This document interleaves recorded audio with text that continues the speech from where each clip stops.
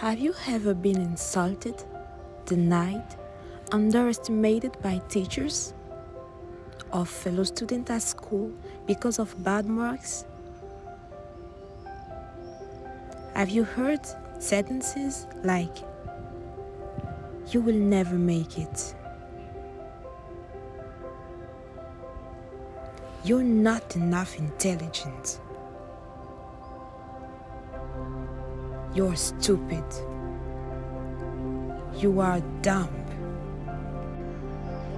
If yes, then you can't wait to listen and get inspired by the story of this man.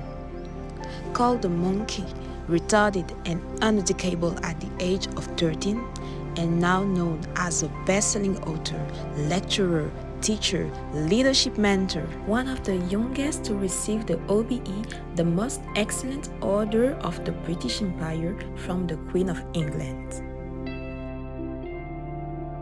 Politicians focus on power. Leaders focus on empowering. Leadership provides vision and energy for people, motivation. I trust that you will hold steady and ask God to give you a renewed national vision for our nation. Because where there is no vision, the people perish.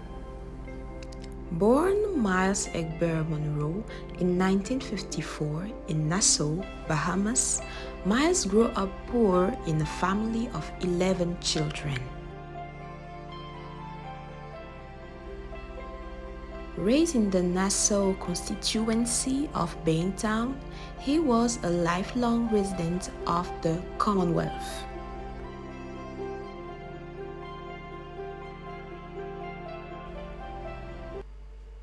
During his teenage age, he came one day at home, weeping, because one of his teachers, Mr. Robinson, told him and his classmates that they were monkeys and uneducable persons.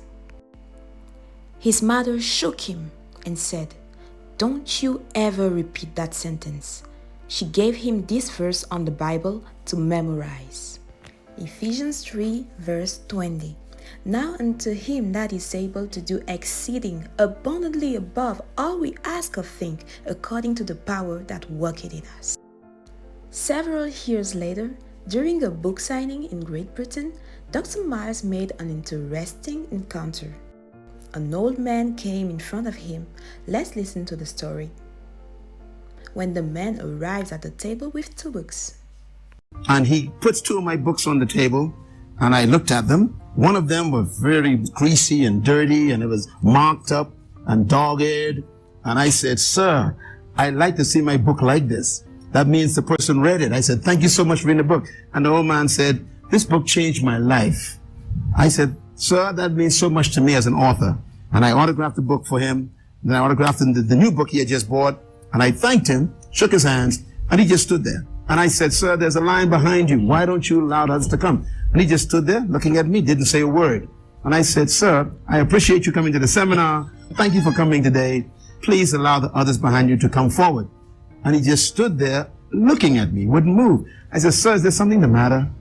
And then he said, "I used to live in the Bahamas." I said, "Really? Where?" He said, "In Nassau, the capital." I said, "Sir, that's where I'm from." I said, "What did you do when you were there?" He said, "I was a teacher." I said, "Where did you teach?" He said, C.H. Reed's Junior High School. I said, "Sir, that's my school." He said, "Yes, I taught there." He said, "You don't remember me, do you?" I said, "No, sir." He said, "I'm Mr. Robinson." I said, "You, Mr. Robinson?" Then suddenly I realized, under all the wrinkles, this old man, bent over, was the teacher who called me a half-breed, nigger, monkey, retarded, uneducable. I jumped up from my table, ran around, I grabbed him and I hugged him, and we hugged each other. He wept on my shoulders, I wept on his, and all these people in the lobby of the hotel downtown London, confused. They said, "This black man hugging this white man," and they're crying and kissing each other on the cheeks and everything, and everybody's like, "What's going on here?" But you see, that moment I realized that this man was transformed by my book.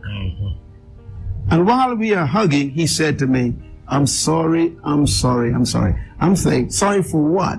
He says, I just took a train from Scotland, took the ferry.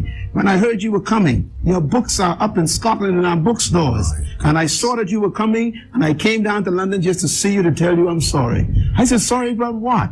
He said, I'm just sorry. Then I realized what he meant. Yeah. And I said, Mr. Robinson, you mean you actually read the book written by a monkey and a half-breed nigger?